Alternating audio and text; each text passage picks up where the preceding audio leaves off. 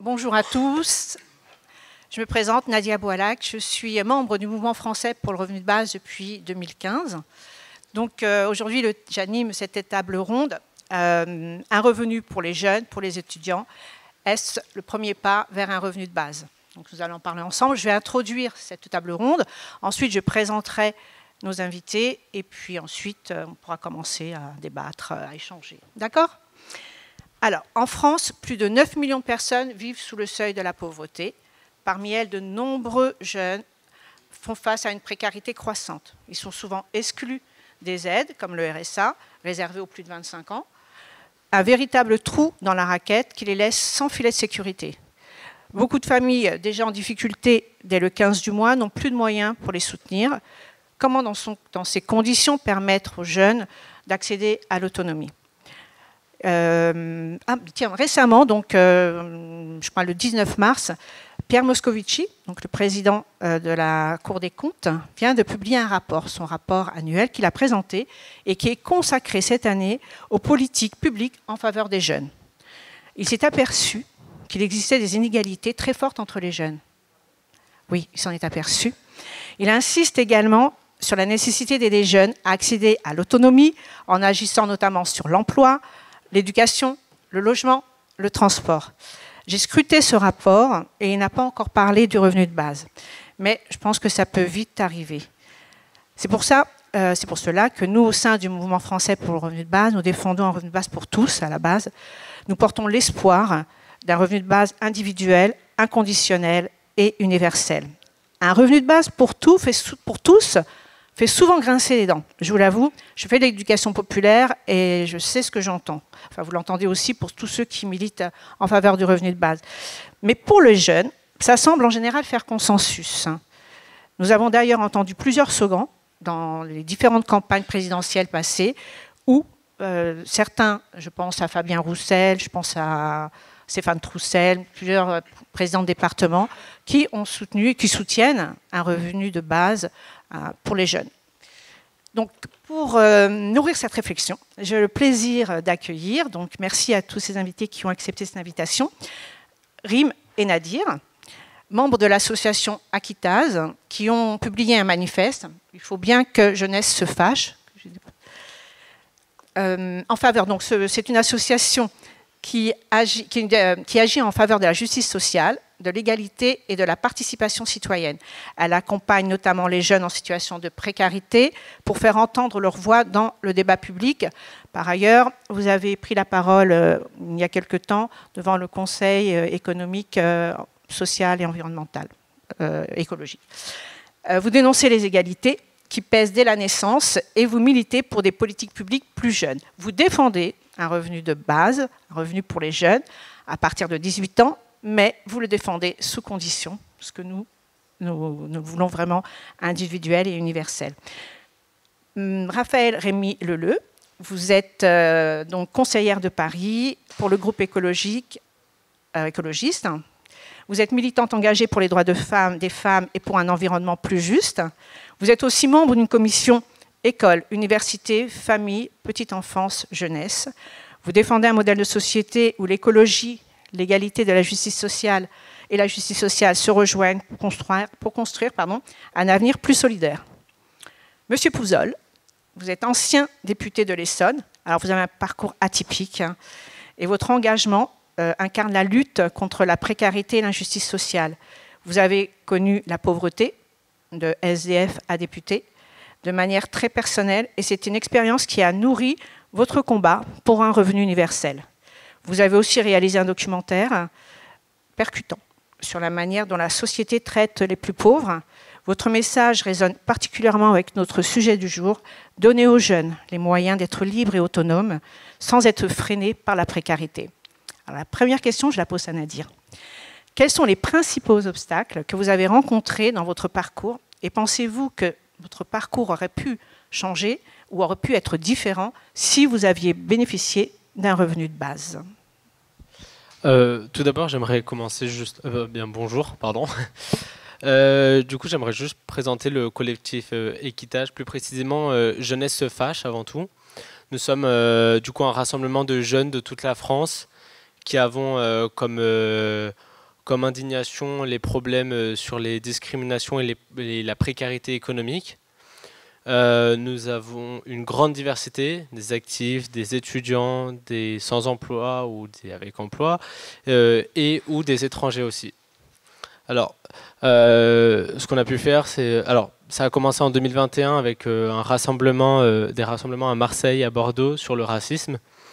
Et après, en 2024, la publication du manifeste « Il faut bien que jeunesse se fâche », voilà, vous pouvez le retrouver sur la table juste derrière, qui partage en fait nos positions et nos convictions. Puis après, c'était sur la Canebière à Marseille, une performance sur la sensibilisation sur le racisme au travail. Et comme a dit Nadia, au CESE pour parler sur l'effectivité des aides sociales en France. Voilà. Donc, pour répondre à la question, j'aimerais commencer du coup par une étude de l'INSEE de 2018 qui dit que la tranche d'âge 18-24 ans représente 23% des plus pauvres, enfin touchés par la pauvreté plutôt. Puis l'ensemble de la population représente 13% et les plus de 65 ans représentent 8,6%. Donc, à partir de là, du coup, on peut se poser la question, voulons-nous d'une société où l'avenir d'un pays est la tranche d'âge la plus pauvre? Donc, cette question, merci de l'avoir posée parce qu'elle est super intéressante et aussi qu'elle fait rebondir à une question de... un témoignage d'une collègue qui s'appelle Mouna et qui en fait, elle était en CPGE, donc classe préparatoire aux grandes écoles, en étoile, donc c'est vraiment une classe très compliquée. Et étant en licence de physique, je sais ça veut dire quoi être en CPGE, et c'est très dur. Et en fait, elle s'est fait virer de chez son père. Et du coup, elle n'avait ni soutien familial, ni logement, ni ressources financières. Donc, elle a dû travailler. Et par conséquent, elle a dû arrêter les études parce que c'était trop compliqué pour elle de mélanger les deux. Une CPGE, ça demande un rythme de travail très important, enfin très rigoureux, et un effort très très important. Donc, on voit là un énorme renoncement pour une chose qui est très importante pour elle. Ou encore l'histoire de... Juste un instant. Eman, pardon. Un étudiant étranger qui du coup avait tout fait correctement sur la demande pour le titre de séjour. Il avait tout demandé dans les temps et tous les papiers étaient faits correctement, mais ça a pris plus de 6 mois au bout de 6 mois, il n'avait toujours pas de réponse. Et du coup, il a dû jouer avec, travailler au black. Et par conséquent, en fait, ça amène au fait que il a dû déjà chercher un nouveau travail et en plus il a dû travailler au black, donc être dans l'illégalité, ce qui ne lui plaît vraiment pas. Donc, on voit bien que le parcours ici aurait vraiment été différent s'il y avait eu ce revenu de base, parce que ça répond quand même assez bien à la question de comment réussir ses études sans être sûr de pouvoir manger, d'accord? Parce que c'est pour ça que Mouna a arrêté ses études, c'est pour avoir un toit, c'est pour avoir de quoi manger, c'est pour en fait subvenir à ses besoins, tout comme Eman. Donc c'est vraiment, en fait, ça montre que ce revenu est nécessaire. Rim, est-ce que tu as quelque chose à ajouter? Du coup, un peu pareil, je vais commencer par l'exemple de Wari pour illustrer le fait que aujourd'hui en France, on se base sur un système d'aide qui est dépendant des familles. Wari, c'est un jeune du collectif qui, dès qu'il a commencé à travailler, du coup, il a perçu un salaire, ce qui fait augmenter du coup le revenu fiscal du foyer. Et automatiquement, on enlève des aides aux parents. Qu'est-ce qu'a fait Wari? Il a été obligé de compenser ces aides-là, donc de verser à la place de l'État les aides à sa famille, à sa mère, son père, etc. Aider sa sœur pour ses études. Donc il s'est retrouvé un peu à devoir gérer tout ce qui a engendré justement le fait d'avoir un revenu en plus. Et son émancipation est passée un peu après tout ça. On voit bien qu'il y a une contradiction entre la responsabilisation des jeunes et l'infantilisation. Donc, on considère que dès 18 ans, on peut voter, on peut aller en prison, etc. sans souci. Mais par contre, on doit attendre 25 ans pour accéder au RSA, par exemple, qui est une aide de 400 €, ce qui ne suffit pas à manger ni à payer un loyer, bien sûr. On considère que c'est normal de galérer plus quand on est jeune parce que tout le monde passe par là, parce que on doit passer par des temps plus durs pour garantir un avenir meilleur, etc. Ce avec quoi on n'est pas du tout d'accord. Donc on considère qu'il faut se bouger pour changer ça et que l'émancipation passe par du temps et des moyens pour faciliter ça. Si on ne donne pas ça à cette génération, on rêve pas d'une société correcte justement pour les générations futures. Je vais essayer d'être le plus concise possible parce que si je parle longtemps, après, c'est chiant. Non, pas du tout. Mais du coup, on est arrivé un peu à se poser la question justement sur comment construire un avenir meilleur sans le poids de la famille ou sans que la famille puisse être un obstacle, justement. Voilà. Je reprends. Vous pourrez après reprendre la parole, de toute façon, on va vous la redonner. Je voulais donc écouter donc Raphaël et savoir comment vous pourrez réagir par rapport à ces témoignages. Qu'est-ce que vous en pensez? Il y a de quoi en penser plein de choses. Merci beaucoup et de votre travail, de votre intervention et de votre investissement dans ces collectifs. Moi, je voulais commencer. Bon, rebonjour tout le monde. En vrai, je les ai déjà vus ce matin. C'est pour ça qu'on ne va pas en refaire des caisses. Moi, je voulais commencer par dire ma gratitude infinie envers les organisations et les syndicats de jeunesse. Moi, c'est là que j'ai commencé le militantisme. Et je pense qu'honnêtement, ce n'est pas seulement que ça a mis ma vie sur certains rails qui m'ont conduite jusqu'à ici ce matin, mais je crois que ça m'a sauvé la vie à plein de titres différents. Et je le dis très sérieusement, le fait de pouvoir s'engager quand on est jeune, de découvrir à la fois des causes, des idées, mais aussi des personnes et l'action même de l'engagement collectif, je crois que ça peut tout révolutionner. Donc merci infiniment de faire partie de ces mouvements-là parce qu'on a désespérément besoin de vous. C'est la première chose importante à dire.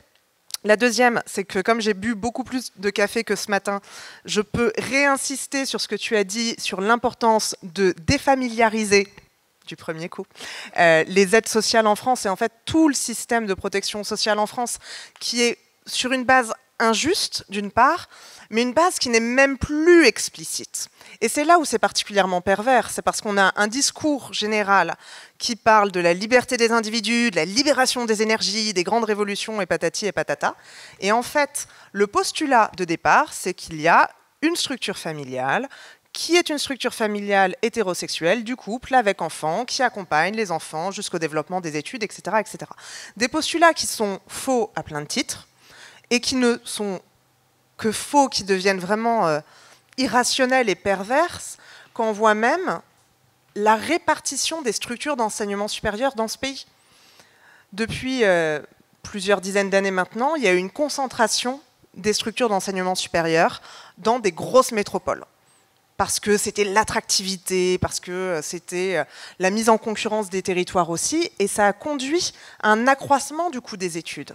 Il y a des problématiques pour réussir à accéder à un service public accessible, sans sélection, gratuit, et qui devrait pouvoir être accessible de plein de manières différentes, selon les parcours en voie technique, en voie professionnelle, en voie générale. Et ce qui était prévu dans le principe n'existe plus dans les faits. Et du coup, ça crée plein de ruptures de parcours, vous en avez exposé quelques-unes, et même pour celles et ceux qui arrivent à rentrer dans le parcours d'études qu'on présente un peu comme étant la voie royale, c'est plein de difficultés supplémentaires, à la fois de rupture familiale, de rupture sociale et bien sûr de poids économique. Et puis pour ne pas être trop longue non plus, j'aimerais simplement réinsister sur quelque chose qui est une nouvelle fois le mensonge en fait du postulat de notre protection sociale, qui est celui de l'universalité. La question du RSA est typique de ça. Le fait même qu'on parle d'un RSA jeune pour parler d'un RSA ouvert aux moins de 25 ans, c'est totalement à l'envers comme raisonnement. C'est comme quand on vous dit, lien avec ce matin, suivez-moi, le suffrage universel. Ah bah non les gars, pas avant 1945. Et le RSA n'a à l'heure actuelle rien d'universel, car rien ne justifie qu'une partie de la population entre 18 et 25 ans en soit exclue. Pour vous rappeler quelles sont les conditions nécessaires à toucher le RSA, privilège, ô combien privilège. Pour toucher le RSA en ayant moins de 25 ans, donc, il faut soit être à charge de famille monoparentale, juste ça, soit avoir déjà travaillé 2 ans plein, et toujours être en deçà d'un certain plafond de revenus. Ça, c'est la condition. C'est comme ça qu'ils nous présentent. Pour l'avoir en dessous de 25 ans, il faut ça. Par contre, moi, j'attends toujours qu'un ou une responsable politique assume devant nous pourquoi des personnes majeures et vaccinées n'auraient pas le droit à une aide sociale qui est prétendument universelle. C'est simplement une mesure discriminatoire, et ça, pour le coup, il y a eu un collectif qui était constitué d'organisations de jeunesse, de mouvements associatifs, soutenus par des élus, qui demandaient l'ouverture du RSA à toutes et à tous, y compris aux 18-25 ans. Parce qu'il faut arrêter de raconter que c'est un RSA jeune. C'est juste un RSA ouvert à toutes et à tous. Et enfin, j'en terminerai d'un mot en vous disant que l'importance d'une représentation des jeunes et d'un accompagnement social, c'est pas de la charité, c'est de la démocratie pure, déjà pour permettre à chacun et à chacune de se saisir des enjeux sociaux, collectifs, politiques, comme on devrait toutes et tous pouvoir le faire. Et donc, je vous le dis aussi parce qu'à la ville de Paris, on est un conseil départemental à nous tout seuls. C'est la fusion entre ville et département à Paris. Donc nous, on essaye de plaider pour obtenir le RSA pour les moins de 25 ans.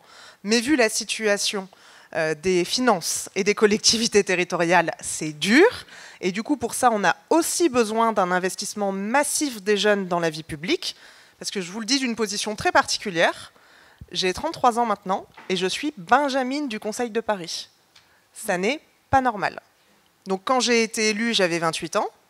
Ça n'est pas normal. Ça veut dire qu'il n'y avait aucun élu entre 18 et 28 ans. On a un fossé démocratique de 10 ans. Alors bien sûr, pour être maire, pour exercer des fonctions exécutives de haut niveau, on peut se dire qu'il faut un peu d'expérience, un peu de machin et tout. Mais en fait, pour participer à une assemblée délibérante, ça doit être accessible à tous les âges de la vie. Quand ça n'est pas le cas, c'est discriminatoire, que ce soit pour des raisons de droit ou de structure, il faut qu'on soit sur les deux fronts. Alors gardez un petit peu le micro parce que, si je me souviens bien, la mairie de Paris avait lancé en 2021 une réflexion pour instaurer un revenu minimum. Vous savez où ça en est ?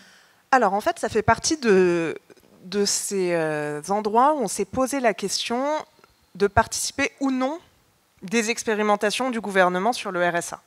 C'est une nouvelle fois, proposition un peu perverse. Le gouvernement macroniste nous dit on va faire des expérimentations sur le RSA. Et vous savez, c'était pour qu'il y ait un minimum de travail fait quand même. C'est une aide universelle, mais conditionnée toujours. Donc c'est comme ça des pièges libéraux, on en connaît maintenant, il y en a un certain paquet. Donc il a été considéré que la ville de Paris, c'était un trop gros mastodonte pour participer à l'expérimentation. Parce que nous, ce qui nous intéressait, c'était bien entendu pas de conditionner le versement du RSA à un certain nombre de travail bénévole, pas bénévole, enfin le travail bénévole déjà ce concept. Ce qui nous intéressait, c'était de pouvoir mener l'expérimentation, surverser le RSA aux moins de 25 ans, comme on choisit de le faire par exemple la métropole de Lyon, qui a compétence départementale aussi. C'est un peu complexe, le millefeuille territorial en France. Oui. Mais la métropole de Lyon et la ville de Lille ont choisi de participer à l'expérimentation, mais spécifiquement pour eux, et le département du Nord, pardon, du coup, pas la ville de Lille, c'est métropole de Lyon et département du Nord ont choisi de participer à l'expérimentation pour tester le versement du RSA aux moins de 25 ans. Mais nous, à Paris, on n'a pas pu obtenir le droit d'essayer, mais je vous l'annonce, sans faire de grandes révélations, sans divulgacher quoi que ce soit, je crois qu'on va beaucoup en parler dans les élections municipales à venir. D'accord, on n'en doute pas.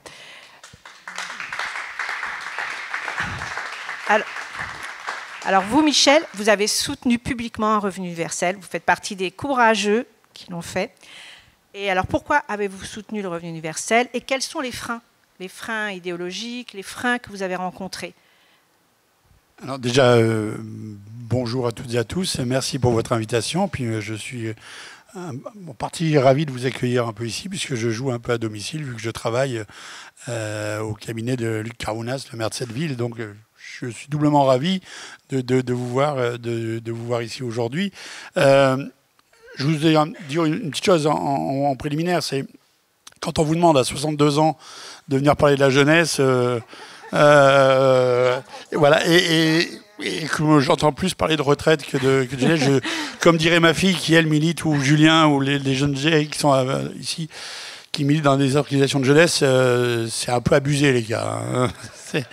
Mais alors il y a un proverbe qui dit que vieillir, c'est avoir été jeune plus longtemps que les autres. Donc on va se mettre là-dessus.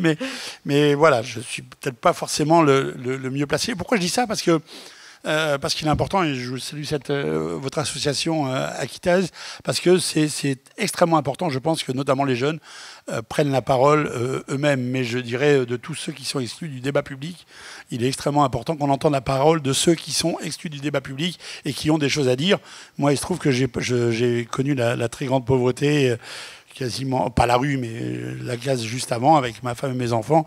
Et effectivement, je pense que je ne présente pas les choses tout à fait comme les autres, parce que tout à l'heure, vous parliez des familles où les fins de mois commencent le 15. Moi, je peux vous parler de celles où ça commence le 5.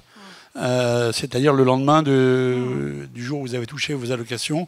Et donc dans ces cas-là, bien sûr, quand vous êtes dans ce genre de situation, et il y a quand même 10 millions de personnes sous le seuil mondial de pauvreté en France, ben ça veut dire que la solidarité nationale, familiale en tout cas, c'est un concept qui n'existe pas.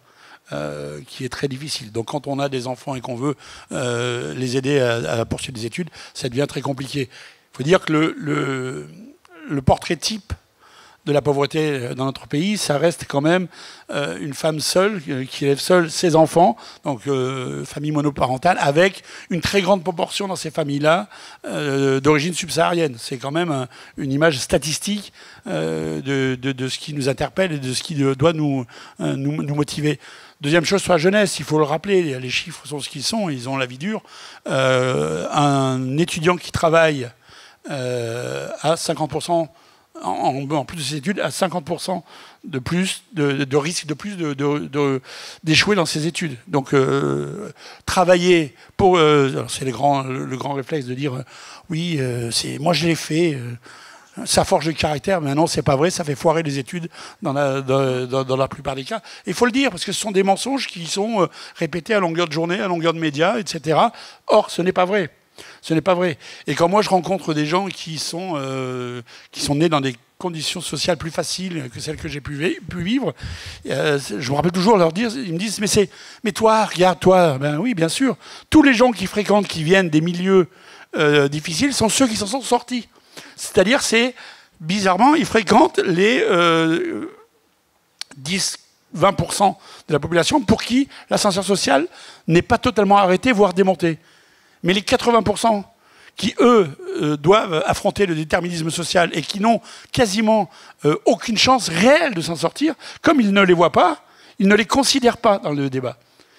Et c'est quand même un truc affolant, c'est-à-dire que ceux qui ont passé les épreuves deviennent le prétexte pour ne pas changer le système, alors que ça devrait être totalement l'inverse. Je vais vous prendre un exemple, les études de médecine aujourd'hui, c'est 10 ans d'études. Il n'y a quasiment aucune personne qui vient de milieux défavorisés. C'est le baromètre social, l'ascenseur social est complètement pété. Et il faut savoir quand même qu'un étudiant en médecine coûte 15 000 € à la communauté par an.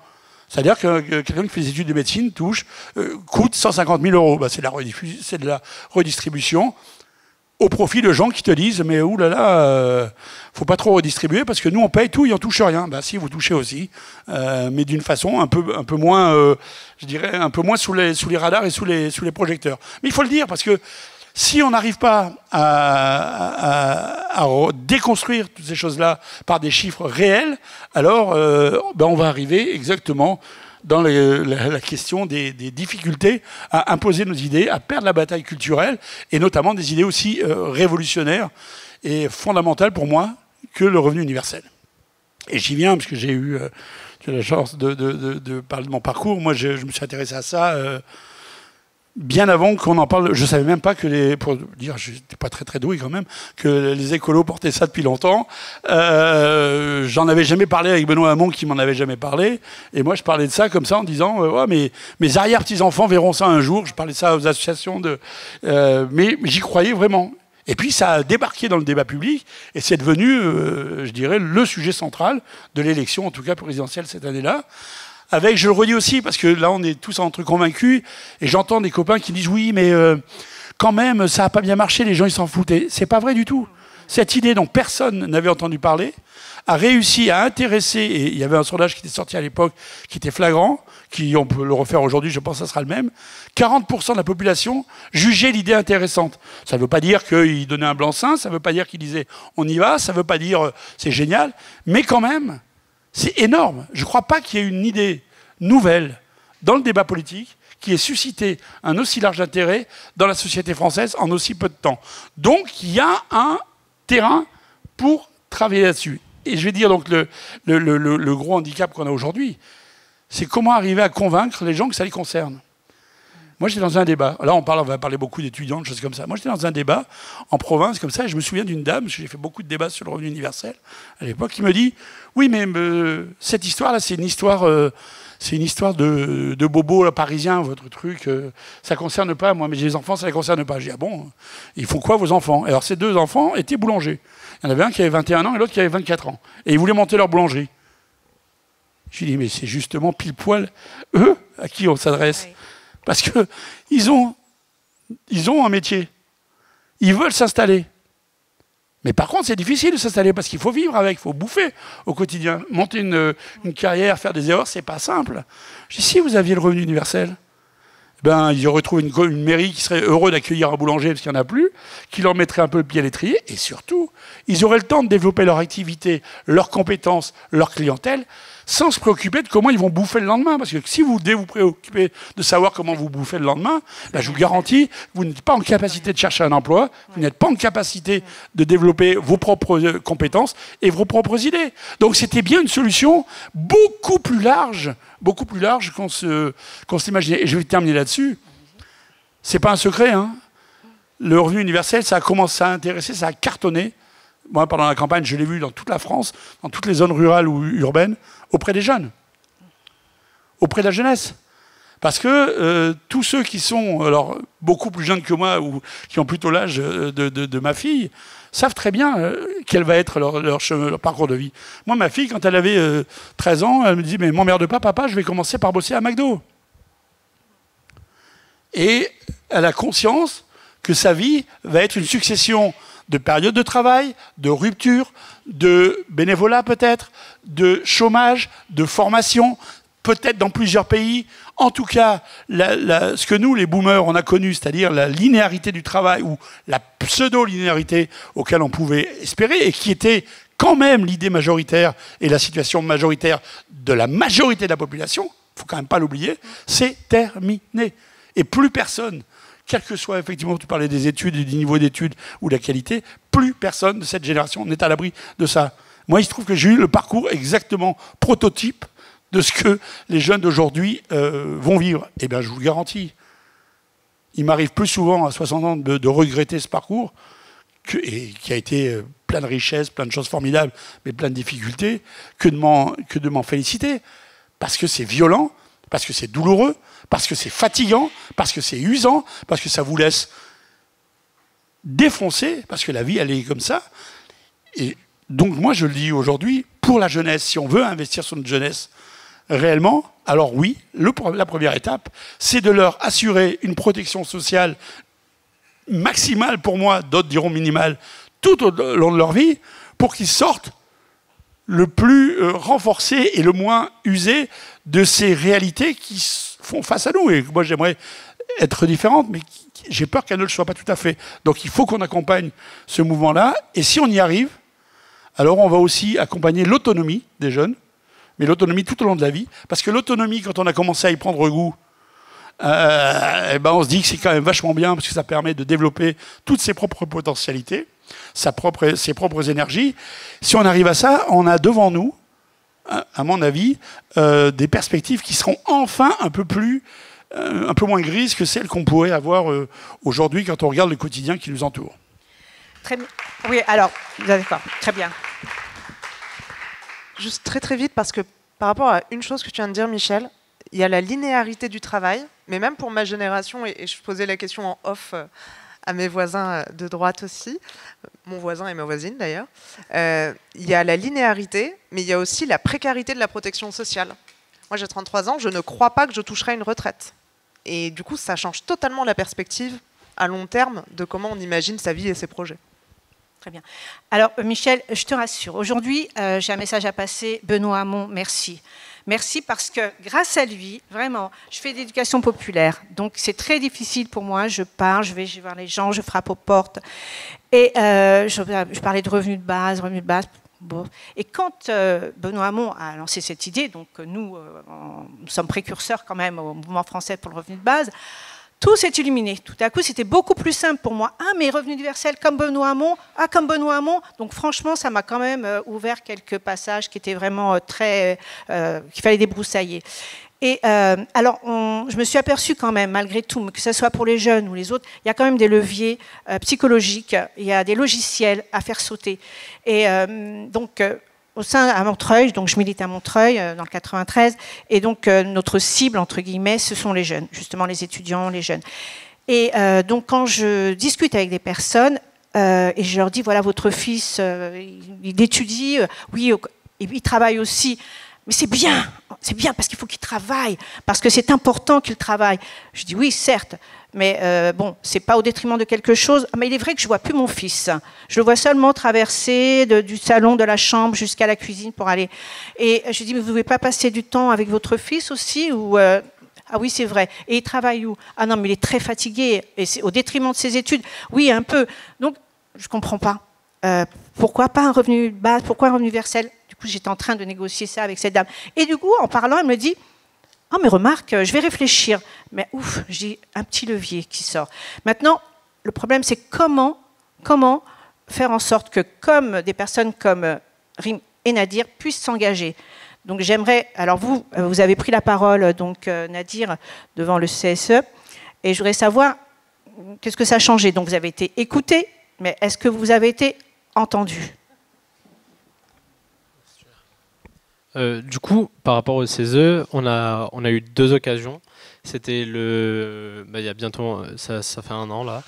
On a fait un genre de table ronde avec différentes personnes qui étaient touchées concernant l'effectivité des aides sociales, donc concrètement, de savoir si ça fonctionne ou pas.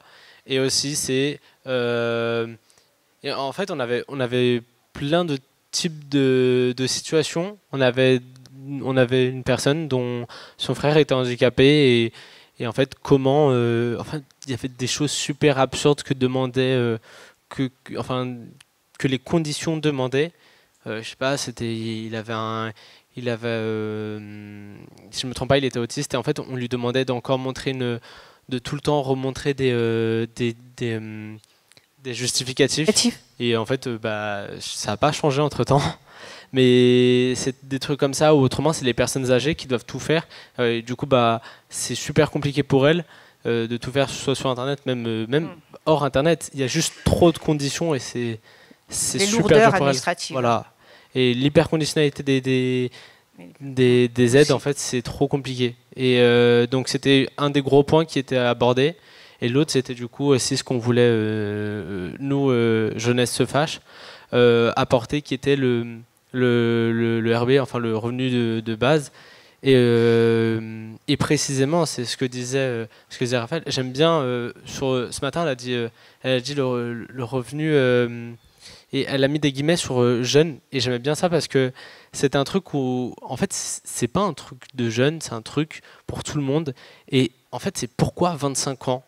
Pourquoi attendre 25 ans les aides sociales au lieu de 18 ans? Il y a 3 pays en France, en Europe qui le font, dont la France du coup. Et enfin, nous on trouve ça particulièrement absurde en Jeunesse se fâche. Et c'est un des trucs qu'on a abordé du coup, un des sujets qu'on a abordé.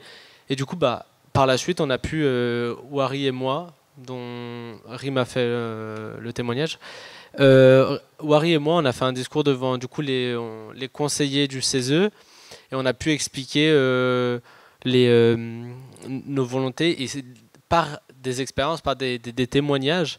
Et en fait, ce qui s'est passé, c'est que ça a été voté, ça a été accepté, la vie, mais en fait, c'est juste que, bon, ça a été accepté, maintenant c'est à l'Assemblée nationale, mais personnellement... C'est plus compliqué, là. C'est plus compliqué ici, à ce moment-là, et donc, à voir, peut-être ça allait un peu plus loin, mais je sais pas du tout. Et par contre, il y a l'avis qui est juste derrière, il y a l'avis sur l'effectivité des aides sociales, le petit bouquin rose qui est contre le mur, donc voilà. Voilà. Le but, en fait, c'est un peu remettre les responsabilités au bon endroit. Parce que, d'accord, le CESE, s'il publie un avis, il est écouté ou pas, on s'en fout un peu. Mais concrètement, c'est d'essayer de porter ça le plus loin possible, nos propositions, etc., avec des élus qui vraiment décideraient d'adhérer à nos propositions, parce qu'il y en a plein dans le petit livret, il n'y a pas que le revenu. D'essayer surtout de le porter dans des endroits où une prise de décision est possible, en fait. Et justement d'essayer d'être représenté par des jeunes qui vivent des galères, etc., et pas des jeunes élitistes qui sont un peu privilégiés du coup. Et justement parce que la Constitution défend, doit, je sais plus comment on a écrit ça, un droit à des revenus, je sais plus. Droit des moyens convenables d'existence. Ah, oui. Donc normalement c'est un droit qui n'est pas du tout respecté là actuellement. Enfin nous on considère qu'il n'est pas respecté. Et c'est pour ça que justement si je peux juste compléter sur ce qu'on défend. Bien sûr. Exactement, c'est un revenu accessible en fait dès 18 ans. Sous condition de ressources, donc si on ne travaille pas. Revaloriser, je vais y arriver, autour des 1 000 euros, ce qui correspond à 50% du revenu médian, donc il ne débarque pas de nulle part ce chiffre, même si c'est un chiffre rond, il est mignon, mais sans contrepartie, donc pas conditionné à des obligations comme le CEJ l'est actuellement, comme le RSA l'est aussi, parce qu'on considère que les pauvres c'est des fraudeurs qui doivent être assistés, etc., donc, ce qui n'est pas le cas. Pardon. Oui, parce que du coup, la fraude fiscale est quand même élevée, elle est estimée à entre 80 et 100 milliards d'euros. Donc plutôt revoir, là on peut vraiment avoir de l'argent pour le redistribuer. Et surtout qu'on n'associe pas un droit à un devoir. Nous, on considère qu'on n'associe pas un droit à un devoir, donc il était important. Et indépendant des aides perçues par la famille. Donc actuellement, vu qu'on est sur un système plutôt familial, on considère actuellement que pour s'en sortir, il faut avoir une famille aisée et bien s'entendre avec, parce que si on ne s'entend pas avec, c'est un peu la merde pour nous. Voilà. C'est exactement ça. Raphaël, vous voulez rajouter quelque chose? Voilà. Parfait. Mais en fait, j'y pensais parce que je relisais du coup vos propositions. Bon, on est d'accord, hein. Il n'y a plus qu'à. Non, mais il y a un problème aussi avec le travail dissimulé, à savoir les stages. Oui. qui est du travail dissimulé, et qui n'est même pas payé correctement. Et en fait, je vérifiais le chiffre parce que je suis très mauvaise en chiffres. Le seuil de pauvreté en France, mesdames et messieurs, est à combien? 1060. 1200 et des... Ok. Même pour la voie royale, donc à savoir si vous êtes boursier ou boursière, avec le plus haut échelon de bourse en France, que déjà que vous ne touchez que sur 10 mois, parce qu'en juillet, en août, vous êtes censé vivre d'amour et d'eau fraîche. C'est quoi la bourse maximale en France avec laquelle on vous dit que supposément vous êtes censé pouvoir vivre, manger, payer votre loyer, faire vos études sans travailler? Alors eux, ils sont au taquet, ils savent. Mais ouais, c'est 635. Et en fait, c'est totalement indigne d'avoir un pays où même la voie royale, où on dit grâce à ça, les jeunes doivent pouvoir être autonomes, en fait... L'aide maximale est 2 fois moins importante que le seuil de pauvreté. Enfin, c'est ridicule. Michel, vous avez lancé le débat, d'accord? Maintenant, pensez-vous que, comme Raphaël, que lors des prochaines élections, on va remettre sur le tapis le revenu universel? Est-ce que vous pensez que ça va être J'aimerais bien, mais si je dois être honnête, j'y crois pas beaucoup pour l'instant, parce qu'on est, il faut aussi parler du temps dans lequel on est. On est face à une agression systématique de tous les droits sociaux, et je parle même pas d'environnement, parce que là, on est dans une autre dimension, mais on est dans une agression systématique, la volonté de détricotage systématique, idéologique et réel des droits sociaux. Donc on a du mal à réagir. Et moi je vois les réactions du monde politique, celui que je connais, enfin celui qui m'intéresse le plus, c'est-à-dire en gros celui de la gauche, parfois c'est l'impression qu'on réagit comme des canards sans tête. Hein. C'est-à-dire qu'on est tellement chaos qu'on a du mal à coordonner nos réflexions. D'ailleurs, si on parle du revenu de base, du revenu universel aujourd'hui, entre partis de gauche, vous allez voir que les débats vont être extrêmement animés, voire parfois violents. Moi, j'ai été très surpris de faire des débats où franchement, je me faisais bien plus agresser par des camarades de lutte que par certains mecs de droite, quoi. Donc c'était un peu surprenant, quoi. Donc on a vraiment des combats à mener là-dessus, mais pour mener ces combats, il faut répéter toujours les mêmes choses. Pourquoi le RMI? Alors déjà, revenir au basique. Le RSA, c'est pas le RMI. Pourquoi c'est différent? Parce que quand on a créé le revenu minimum d'insertion, parce que j'en parle dans mon dernier bouquin longuement, on a créé en considérant que l'État, la collectivité, avait une responsabilité par rapport à ceux qu'elle laissait au bord de la route. Donc, l'État et la collectivité avaient le devoir de proposer des solutions d'insertion à chacun. Et pour que ces solutions d'insertion existent et soient efficientes, on pourrait revenir sur l'idée d'insertion par l'emploi, parce qu'on ne lutte pas contre la pauvreté. On considère qu'une fois qu'on a un boulot, on n'a plus d'emploi. Dans un pays où il y a 3 millions de salariés pauvres, c'est une aberration totale. Donc l'emploi ne suffit pas, c'est pas vrai. Et l'emploi n'est plus émancipateur, c'est pas vrai. Il l'a rarement été pour plein de gens, faut le redire aussi. Mais bref, l'idée c'était ça. Quand on est passé au RSA, c'était une idée de droite, hein, par rapport au RMI, c'est une bascule politique. On a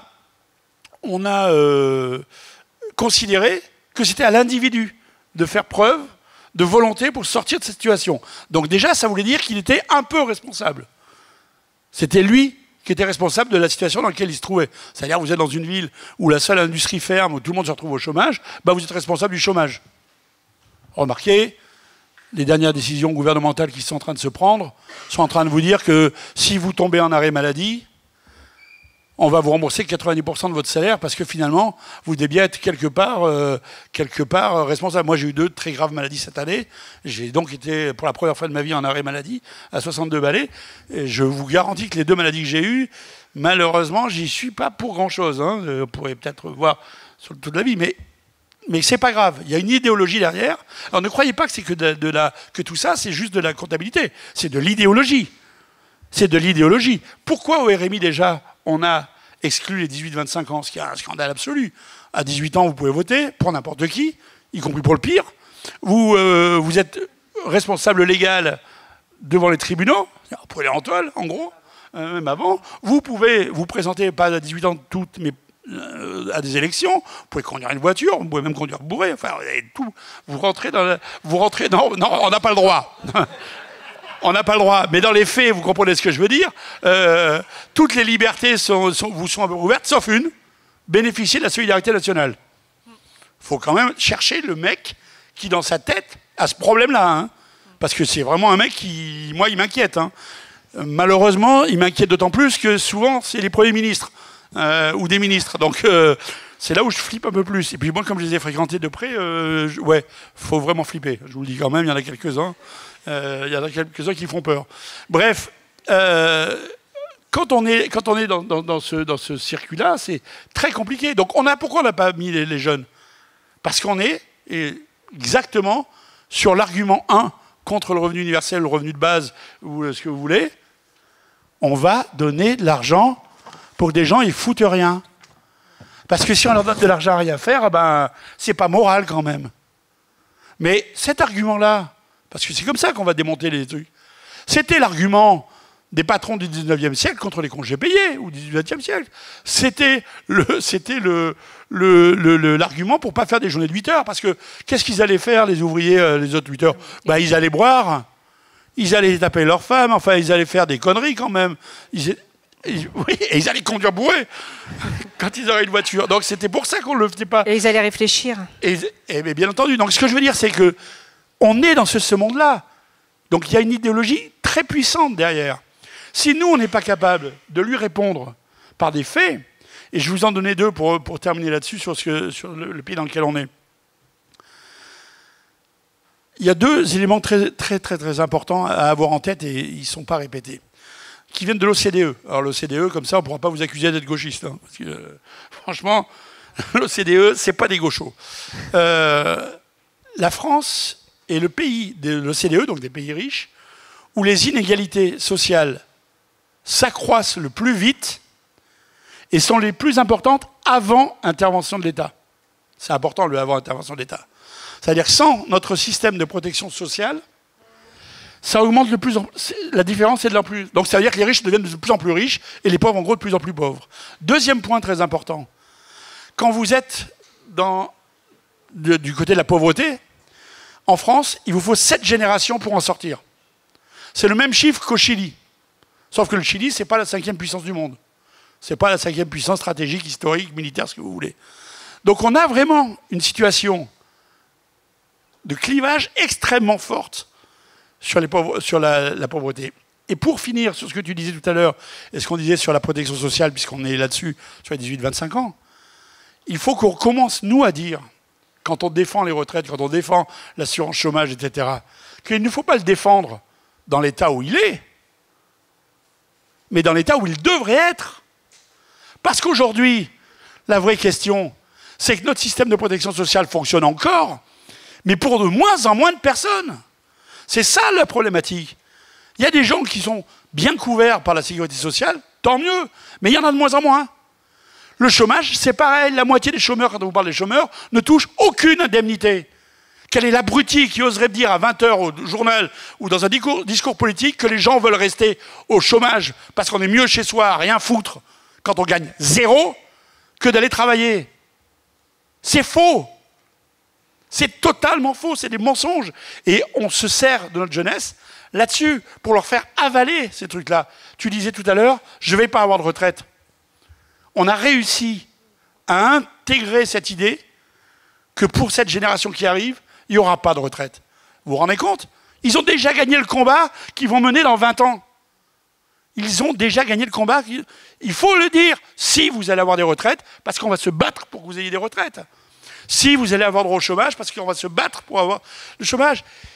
Et oui, vous allez rencontrer sans doute des difficultés dans la vie, et on va se battre pour qu'on crée un nouveau pilier de la sécurité sociale par un mouvement de revenus de base, ou l'appelez comme vous voulez, et on va le faire, bravo. Parce que sinon, on ne s'en sortira pas, alors, et notre jeunesse, elle va être le symbole de notre pays. Perdu. Michel, super, mais c'est ma transition. Alors, il faut bien que jeunesse se fâche. Alors, quand est-ce que jeunesse se mobilisera? Alors, voilà. Non. Oh non, cramé. Alors, justement, je fais pas. Je suis présidente d'une association Revenu de base Montreuil. Et notre parrain, c'est justement Anaska. Anaska, c'est le jeune qui s'est immolé par le feu devant le Crous de Lyon. Et je pensais qu'à ce moment-là, il allait se passer quelque chose. Je me suis dit super. Enfin super. Non, attention. Mais je me disais, ça va bouger. Les jeunes étaient là, étaient devant. L'été dehors, et ça va se mobiliser, ça va bouger. Et des fois, voilà, il y a des victimes et puis il y a des effets collatéraux qui font qu'il y a des lignes qui bougent. On en connaît, il y a des résistants. Voilà, je vais le... Et en fait, j'ai attendu pour voir, et puis en fait, il ne s'est rien passé. On a eu, certains étudiants ont eu là, après la pandémie, un repas à 1 €. Il y a eu quelques paniers repas. Voilà, si on est toujours dans une espèce de mendicité. Et alors, à tous les deux, comment on fait pour mobiliser les jeunes? Vous êtes mobilisés, certainement au détriment du temps. Mais voilà, comment les mobiliser? Puis après, on donnera la parole aux 2 jeunes là-bas aussi. Comment ils se mobilisent? Alors, c'est une question très, très compliquée. Parce que, et là, je représente personne. Hein, là, c'est Rim qui parle, rien à voir, collectif jeunesse, etc. L'engagement demande du temps, des moyens, de l'envie sur du long terme, etc. Et c'est quelque chose que la jeunesse n'a pas actuellement. En fait, on coupe énormément de choses. On est obligé de travailler en plus de ses études si on fait des études. Sinon, on est un peu marginalisé, donc on ne sait pas ce qui existe pour nous ou pas. Donc, se mobiliser, pour moi, l'engagement, c'est quelque chose de... C'est un privilège, un peu. Parce que, et pour avoir eu un parcours d'engagement qui est très long depuis très jeune, j'ai 25 ans aujourd'hui, j'ai commencé à peu près à 16 ans, donc ça fait à peu près 10 ans, et je sais qu'il est élitiste, et que moi, j'ai retrouvé très peu de personnes justement comme moi engagées. Le collectif, c'est un des rares endroits justement qui arrive à avoir encore cette mixité, que ce soit sociale, d'origine, etc. Mais pour moi, c'est des endroits rares que je n'ai pas retrouvés ailleurs. Donc, pour moi, c'est créer, c'est le sens inverse, c'est créer plus d'endroits où notre parole est écoutée et entendue. Pas juste un endroit où on peut donner son avis et après on jette la feuille où on a pris des notes et on s'en va. Pour justement qu'il y ait cet espace-là d'engagement possible. Parce que l'engagement pour les jeunes, actuellement, pour moi, il n'est pas possible. D'accord. Merci. Donc, tu as quelque chose à ajouter, Nadir? Comme ça, après, on va donner la parole au public, si vous voulez. J'ai pas grand-chose à dire à part le fait que c'est une question qui est très compliquée. Franchement, j'ai jamais réfléchi à pourquoi je me suis engagé. Ça va faire depuis 2021 que je suis engagé dans différentes associations et collectifs, mais j'ai jamais réfléchi concrètement pourquoi. Mais Rim a plutôt bien expliqué la chose. Et je vous ai expliqué en préambule, hein, j'ai pas grand-chose à dire. Voilà, c'est vraiment fini. En tout cas, merci pour vos témoignages, merci pour vos réactions. Et puis donc, je suis désolé, juste un truc par rapport à ce qui a été dit, par rapport au RSJ, le revenu de solidarité jeune, qui a été mis en place à Lyon, parce que moi je suis de Lyon du coup. On a pu voir la personne qui s'en occupe, qui s'appelle Antoine Dulin. On a pu le rencontrer, lui poser des questions, etc. Et en fait, c'est surtout sur qu'est-ce qui a... En fait, ça a donné quoi comme expérience, etc. En fait, ça a donné des plutôt bons résultats. Et ça... Après, enfin, c'est des plutôt bons résultats. Là, enfin, j'ai juste de relire pour les chiffres. Si je me trompe pas, du coup, c'est pas des excellents résultats, mais c'est 43% ont trouvé un emploi de plus de 6 mois. Mais en fait, c'est juste que... Enfin... Moi, je trouve que c'est excellent, mais pas pour beaucoup de gens. Mais c'est juste que là, on peut remarquer que les jeunes qui, en fait, partaient pour le faire ont vraiment cherché, sachant qu'en plus, le suivi était nécessaire. Mais du coup, ça a vraiment porté ses fruits. Et c'est un truc où on peut pas... enfin, c'est ce que disait... c'est ce qu'on disait, c'est... on peut pas dire comme quoi il n'y a pas de y a une histoire de fraude, il y a une histoire de ouais, ils veulent juste gratter l'argent. Absolument pas. C'est vraiment faux et c'est les gens qui l'ont fait. En fait, vous pouvez même trouver des vidéos sur YouTube, il y a des gens qui l'expliquent, qui en parlent de celui de Lyon. Et même, il y a un compte-rendu de l'Institut... j'ai oublié le nom. De l'Institut, je l'ai juste là. Jean Jaurès. Ouais. Et qui l'explique très bien. Un compte-rendu de 15 pages, super intéressant. Et par contre, ce qui était juste pas concret, c'est le fait comme quoi il y avait trop de conditions. Il y avait vraiment beaucoup trop de conditions. Nous, on était plein de jeunes de Lyon. Il n'y en avait pas un qui était viable, éligible au RJ. Absolument pas. Donc voilà, c'était juste que c'était encore trop conditionné. Voilà. Et c'est vrai, dans les conditions, en fait, il y avait encore des conditions sur, on va dire, sur les revenus de, si tu peux avoir 420 euros. Bon, maintenant, si tu travailles mais tu touches moins de 400 euros, du coup, tu peux avoir 320 euros. Et après, ouais, tout un truc. Vraiment, c'est super conditionné et faut le faire. Voilà. À qui la parole? Alors, la fraude au fisc, c'est pas 80 à 100, c'est 80 à 120, l'évaluation.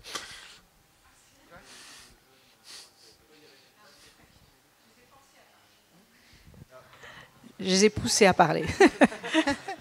Moi, je voulais remercier les jeunes parce que, bon, j'en ai 2 à côté de moi qui sont de mon parti et j'avoue que, heureusement qu'ils sont là.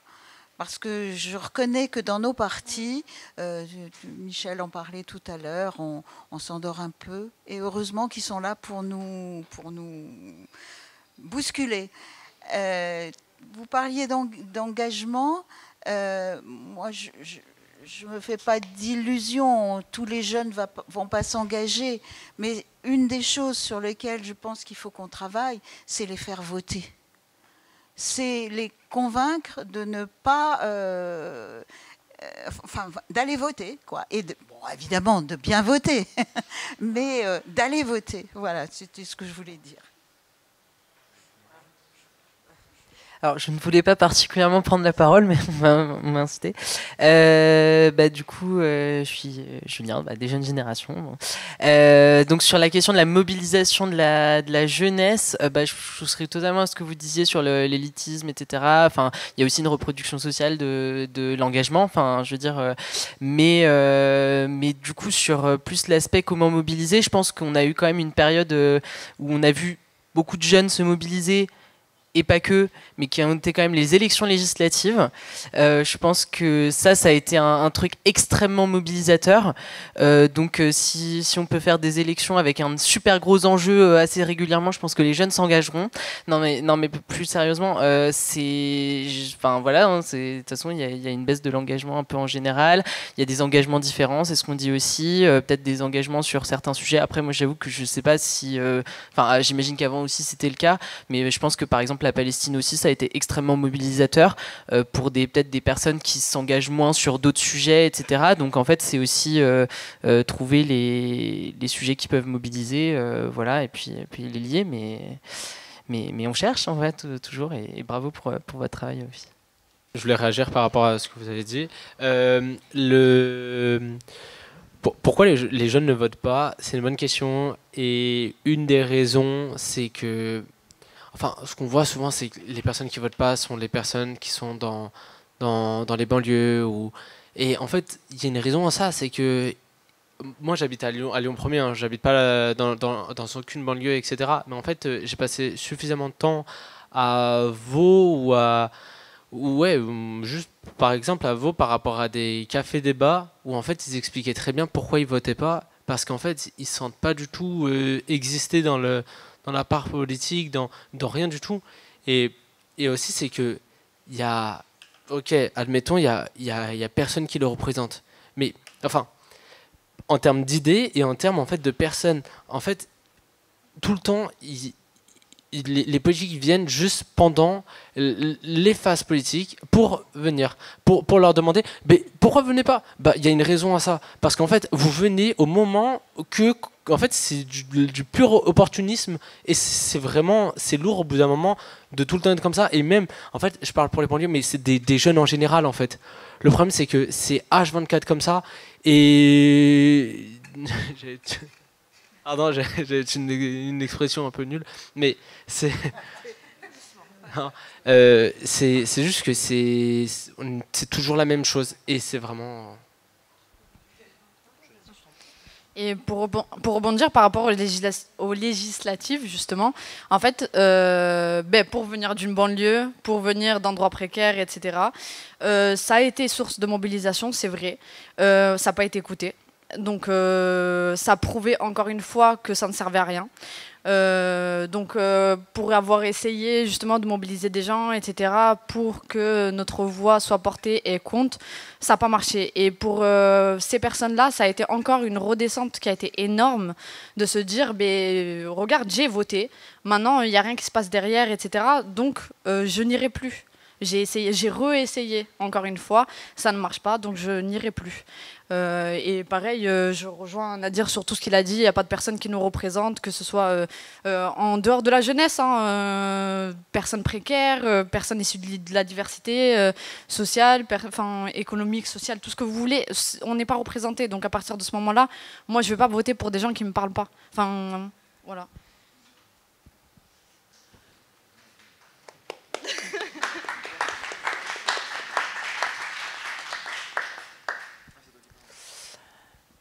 En fait, sur les dernières élections, le fossé d'abstention entre les jeunes de 18 à 25 ans et le reste de la population s'est amoindri. Et c'est là où je crois que la question démocratique de la représentation à toutes les échelles et en fait de faire commun se pose. Parce que jamais il nous viendrait à l'esprit un jour de dire en réunion « Non mais bon, là les soixantenaires de gauche, il serait temps que vous alliez voter aux élections. Hein. » Et ça dit quelque chose sur le niveau d'inclusion des jeunes, encore une fois, les guillemets un peu partout, pardon, mais parce que en fait, on ne devrait pas avoir à les inclure, on ne devrait pas dire eux et nous. Il ne devrait pas y avoir d'un côté la politique des adultes de plus de 30 ans, et en fait non, c'est plus de 40 ans, et ensuite le reste du monde. Moi, c'est un truc qui m'a toujours beaucoup choqué et troublé. Quand tu es politique, vous pourrez le voir, on va la voir encore là avec les primaires de la droite et tout le tintouin. Les jeunes quinquas de la politique, les jeunes quadras de la politique. En fait, c'est ne faire insulte à personne. Hein. La jeunesse ou la vieillesse n'est pas une qualité en soi. Mais en fait, on n'est pas jeune à 50 ans ou à 40 ans. Il faut arrêter le délire. Et c'est pas grave. Sauf en politique. En politique, tu as 40 ou 50 ans et tu es encore jeune. Pour les européennes, moi, j'ai demandé à ce qu'on ait des quotas de jeunes sur les places éligibles pour les moins de 30 ans. On m'a dit, mais Raphaël, tu vas avoir 31 ans. C'est pas grave, c'est pas pour moi. Fait, non, quota de jeunes, c'est à partir de 30, c'est jusqu'à 35 ans. Non, ça marche pas. Et donc ce truc-là, il est à revoir. Et même vraiment cette idée d'inclusion démocratique, moi, elle finit par me démanger, elle finit par me déranger, parce que je me dis, c'est pas une question d'inclusion. En fait, vous êtes tout autant politique que d'autres cercles. Le problème, c'est que ces autres cercles ne partagent actuellement ni la parole ni le pouvoir. Et donc c'est là où on doit se poser la question de comment on va aller récupérer et mieux partager cette parole et ce pouvoir. Ça peut se faire via des mobilisations, ça peut se faire aussi... Enfin, je trouve qu'il y a un vrai problème sur les endroits où on fait du collectif. En fait, il y a beaucoup moins d'endroits où on peut se retrouver quand on est jeune, et y compris... Donc moi, avant de vivre et de travailler à Paris, je venais d'un petit village dans le Nord qui est très mal desservi.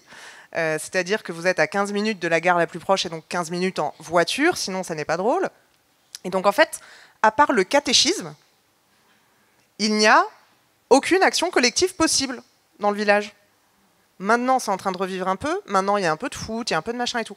Mais le fait d'avoir à nouveau des endroits où on puisse faire collectif et discuter et bâtir des mobilisations, même locales, même ponctuelles, ça, on a besoin de le faire, et on a besoin de le faire en réinvestissant aussi tout simplement dans des lieux, quoi. Le fait de pouvoir se réunir dans une salle comme celle-ci un dimanche sans avoir à piller les fonds de trésorerie d'une association, bah, c'est assez rare.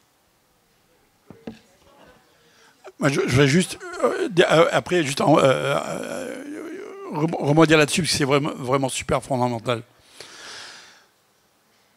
25% de la population française explique aujourd'hui que la chose politique ne les concerne plus. C'est pas qu'ils n'iront pas voter. C'est pas qu'ils préfèrent l'un ou l'autre. C'est qu'ils s'en foutent. C'est sorti de leur réalité. Ils se rendent bien compte que ça soit au-dessus de leur tête. Mais c'est terminé pour eux. C'est terminé. Il y a des quartiers entiers de nos villes où ça se passe comme ça.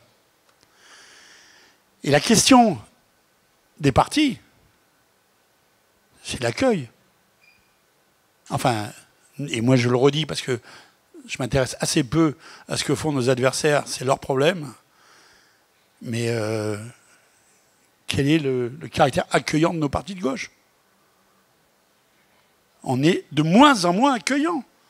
De plus en plus fermés sur nos tous, hein, autant avec des particularités chacun, on n'a pas la même manière de dire de ne pas être accueillant, mais on n'est quand même pas à l'arrivée. Oui, mais oui, c'est ça. Mais c'est quand même un truc incroyable parce qu'il faut entendre les paroles. Moi, j'ai bossé en Seine-Saint-Denis avant de bosser ici. J'étais à Bondy. Et un jour, il y a 47 maires, je crois, en Seine-Saint-Denis. Il y a 47 communes. Et je vais donc à une réunion des maires de Seine-Saint-Denis. Ceux qui connaissent Seine-Saint-Denis, c'est le département de France où les origines sont les plus diversifiées et où il y a la plus grande diversité. Sur les 47 maires de Seine-Saint-Denis, il y en avait un qui était d'origine maghrébine. Et un black, c'est tout. Oui, un petit peu, mais pas tant que ça. Et quand il y a eu les élections législatives, où il y a eu une tonne de parachutage, et notamment à gauche, puisque il n'y avait pas un député qui n'était pas blanc sur les circonscriptions de... Ça, c'est notre responsabilité à nous. C'est pas la responsabilité de la droite, de machin, de Macron, de ce qu'on veut. C'est la nôtre. C'est la nôtre politiquement engagée. Et on l'a laissé faire. Personne n'en parle. J'en parlerai jamais dans le débat public parce que nos adversaires, pour le coup, s'en serviraient de manière très, très efficace. Mais c'est quand même un truc de fou, quoi. C'est un truc de fou. Donc si on veut déjà ouvrir, moi, je n'ai pas besoin de récupérer, d'accueillir, je sais pas quoi, ouvrir l'idée de mobilisation à la jeunesse, alors il faut d'abord les écouter. Et deux, il faut arrêter de prendre les gens juste pour des électeurs. Quand la gauche arrive au pouvoir et qu'elle promet une seule chose qui correspond à une vraie thématique des quartiers, qui est le vote des étrangers aux élections municipales, et qu'elle ne le fait pas, alors là, elle prend une responsabilité incroyable sur la démobilisation. Et tu as raison. On fait les campagnes, mais ça ne change rien pour les gens. Donc ils disent, mais ça ne sert à rien. Et en plus, je me suis battu et tout, et une fois que l'élection est terminée, on ne me parle même plus. Moi, on me demandait dans mon quartier de HLM, où j'habitais, dans les trucs, ouais, et je lui dis juste, monsieur Pouzol, votre situation, elle s'est améliorée? Je dis, ouais, la mienne, elle s'est améliorée, mais pas les gens avec qui je vivais. Donc comment tu veux que les gens, c'est ça, un des vrais problèmes républicains qu'on a à faire. Et on le faisait moins avant à gauche, je trouve qu'on le fait de plus en plus. Tout d'abord, merci pour vos interventions. Il y a de plus en plus de publications académiques ou de résultats d'expérimentation sur le revenu universel, et je me demande quelles sont vos pistes pour qu'on utilise un petit peu plus les données disponibles et les preuves dans notre débat citoyen et politique. Typiquement, il y a encore beaucoup de gens qui disent le revenu universel, les gens ne vont plus travailler, alors que le résultat d'expérimentation, c'est des effets mixtes sur l'emploi, ou si c'est négatif, c'est très faible. Donc comment faire pour un petit peu plus utiliser les données disponibles et les preuves pour nos débats citoyens et politiques? On va enchaîner par une deuxième question là-bas. Et ensuite, je conclus. Si vous voulez bien, alors, je vous laisserai répondre. On m'entend? C'est pas une question, c'était suite aux histoires de gens qui s'intéressaient, de jeunes qui s'intéressaient pas à la politique. Je voulais dire que c'était pas, à mon sens, c'est pas seulement les jeunes, et que qu'on soit jeune ou moins jeune, c'est pas trop le débat. C'est que on nous a dépossédés de l'intérêt qu'on devrait tous avoir pour la politique, pour différentes raisons. Hein. Voilà, on a retiré aux gens et le temps de la réflexion. Là, je citerai, je ne sais pas trop qui, c'est peut-être Nietzsche ou pas, on s'en fout. Le travail actuellement est la meilleure des polices. Voilà. Et à force d'horreur qui se passe en politique, on nous a vraiment dépossédé de notre intérêt pour la politique. Et ce serait vraiment intéressant qu'on nous rende, via de la formation, de l'information, l'intérêt qu'on devrait tous avoir pour cette chose qui est publique et qui devrait tous nous appartenir, qui devrait à tous nous appartenir. Voilà. Et c'est pas la question, c'est pas tellement l'âge, et ça nous appartient à tous.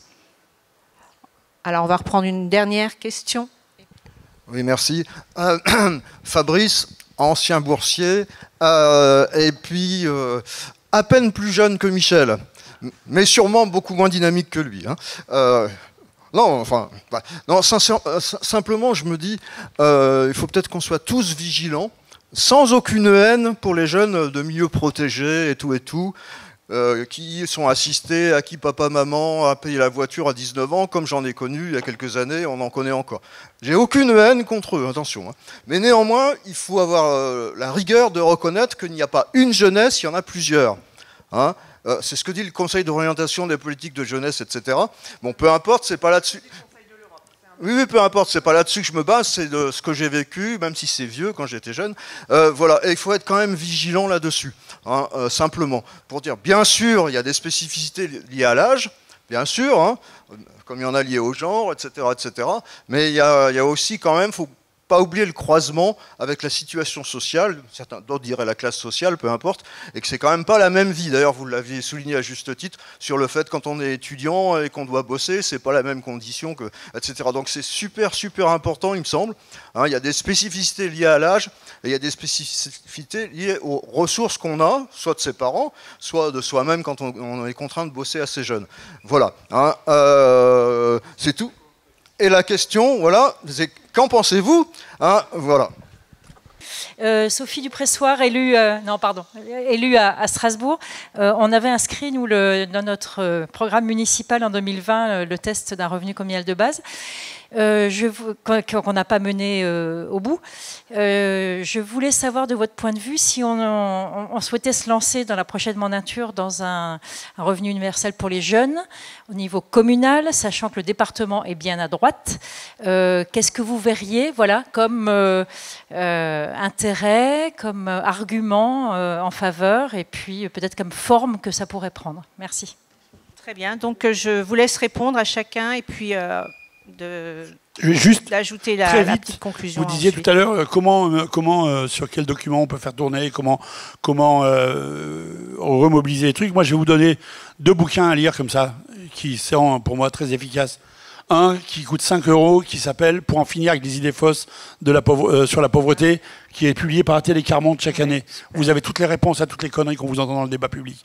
Et un autre qui s'appelle, qui se lit comme un roman et avec plein d'humour, qui est assez drôle, qui s'appelle, je ne me prononce jamais son prénom, Rutger Bregman, qui s'appelle « Utopie réaliste ». Ça s'est vendu à des millions d'exemplaires.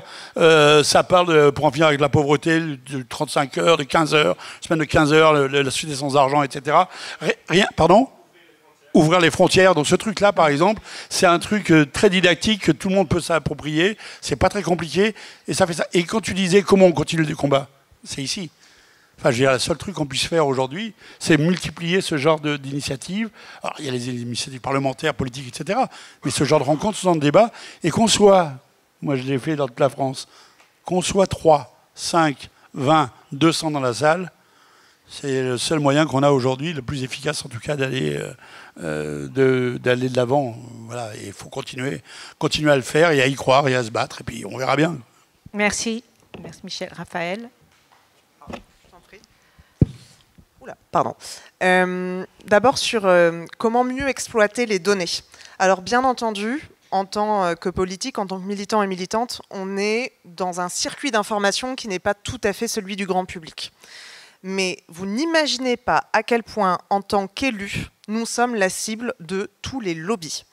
Je reçois des invitations, mais des trucs qui sont d'un scandale, mais vraiment, enfin, le culot, rien ne les arrête, alors que par contre, les assos et les collectifs dont on est proche, on ne reçoit pas forcément les choses.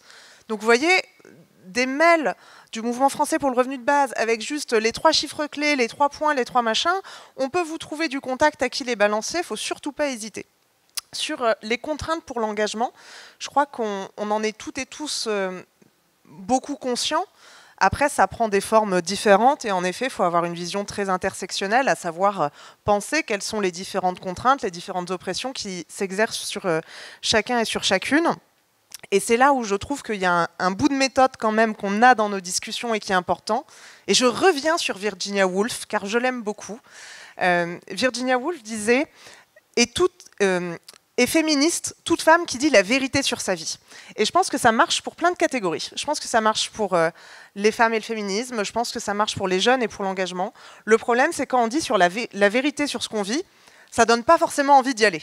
Parce qu'on se dit « oh, quel bordel, est-ce que vraiment j'ai envie de subir tout ça et tout ?» Eh bien, la seule vérité que je peux vous livrer, c'est que je vous promets qu'il y a des personnes qui essayent de bonne foi, qui bossent beaucoup, qui essayent d'écouter, qui essayent de participer, qui essayent de faire bouger les choses et qui sont face à des murs en béton armé de domination, de contraintes institutionnelles, etc. etc. Et en fait, la seule manière de faire, c'est de faire masse. Donc vraiment, n'hésitez pas, vous ne vous rendez pas compte face à tout ce qu'on subit et tout ce qu'on affronte, n'importe quelle marque de soutien, même si vous, elle vous paraît anodine, pour nous, elle est extraordinaire. Mais c'est comme le fait de se retrouver un dimanche de Pâques dans une salle pour parler du revenu de base. Et j'en terminerai par là sur est-ce qu'il y a une ou des jeunesses. Ça, c'est un grand débat qui traverse beaucoup d'organisations de jeunesse depuis plusieurs décennies.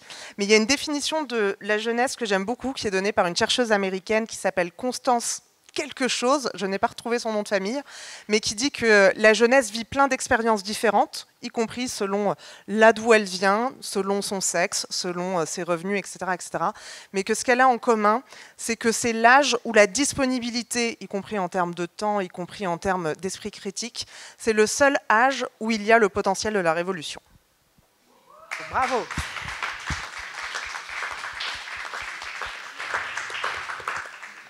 Je vais finir sur un peu du positif. Bravo. Quand même. Ça va faire du bien. Oui, l'engagement c'est compliqué, que ce soit pour les jeunes ou pas d'ailleurs. Mais il faut continuer. C'est pour ça que je pense nous on est engagés et qu'on justement on essaye de faire masse le plus possible. Il faut aussi accepter que l'engagement chez les jeunes a changé. Il y a d'autres modalités d'engagement sur des plus courts termes, sur des sujets qui intéressent. Et puis c'est tout. On n'a pas envie de s'engager dans des associations pendant 10 ans, etc. Donc c'est d'autres formes d'engagement. Il faut apprendre à vivre avec, il faut apprendre à faire autrement. Et ça prend du temps. Donc c'est pas grave, on accepte et on essaye de changer. Je voulais revenir sur ce que vous avez dit par rapport au fait d'essayer justement le RSJ. Moi, j'essaierai tout ce qui est possible d'essayer dans tous les cas, même si il faut donner des arguments en béton que j'ai pas là tout de suite, donc désolé, mais si vous voulez, on peut en rediscuter après. Mais oui, il faut continuer à lutter et c'est une des meilleures formes de lutte possible de justement l'inclure, même si en face on sait qu'il y a un mur. Donc voilà. Nadie.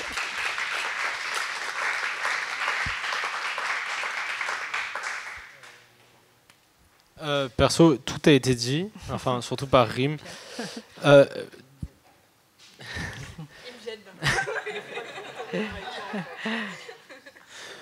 Non, en fait, déjà, je ne l'ai pas dit au début, mais merci de nous avoir invités, parce que c'est un pur plaisir et c'est une bonne expérience d'avoir vécu ça. Et personnellement, monsieur, je ne vais pas vous mentir, en fait, il y avait beaucoup d'informations, je n'ai pas trop compris votre question. Il y a eu beaucoup d'informations au début, et du coup, par contre, je peux répondre à la dame. Ce serait l'extrême droite ou la droite, non plutôt l'extrême droite aime bien parler d'insécurité, donc on peut jouer là-dessus sur le fait comme quoi donner de l'argent aux jeunes va les rendre un peu plus indépendants, responsables, etc. Donc lutter contre l'assistanat subi. Et aussi, et du coup, lutter contre l'insécurité. Et aussi contre la... Et ça, c'est les... Ça, enfin, moi, je fais une différence entre la droite et l'extrême droite, perso, désolé. Mais c'est... la droite aime bien parler de l'oisiveté des jeunes, je trouve. Et du coup, lutter contre la l'oisiveté des jeunes aussi, c'est un... Je trouve que c'est un... Mais en fait, ils sont obligés de faire des trucs parce qu'il y a des conditions. Et donc, pour les remplir, ils vont le faire. Donc, comme ils doivent répondre à des conditions aussi, ça les rend aussi, enfin, pas vraiment autonomes, mais ça les met dans un monde du travail où ils doivent répondre à des questions, enfin, ils doivent rendre un travail. Voilà. Et monsieur, j'aurais vraiment bien aimé répondre à votre question et elle était très intéressante. Enfin, tout ce que vous avez dit, c'était très intéressant. Malheureusement, je ne sais pas. Alors, vous pourrez vous rencontrer après, puis en discuter, puisque là, voilà, la table ronde prend fin. Merci à tous vraiment pour vos interventions, vos témoignages. Vous avez chacun parlé avec vos tripes et c'est vraiment très intéressant. Alors je vais conclure. Au Mouvement français pour le revenu de base, nous défendons un revenu de base pour tous. Pour le jeune de 20 ans qui rêve d'émancipation, pour l'étudiant épuisé par le petit boulot, pour le moins jeune en reconversion, pour la femme au foyer, pour la femme qui travaille, pour la personne handicapée comme pour la personne valide, pour l'artiste, le retraité, le travailleur précaire, un revenu de base individuel, inconditionnel, universel, versé de la naissance à la mort, pour que demain, chacun et chacune puisse vivre et non survivre, et pour que la dignité, point très cher pour moi, ne soit plus un privilège, mais un droit. Merci à tous.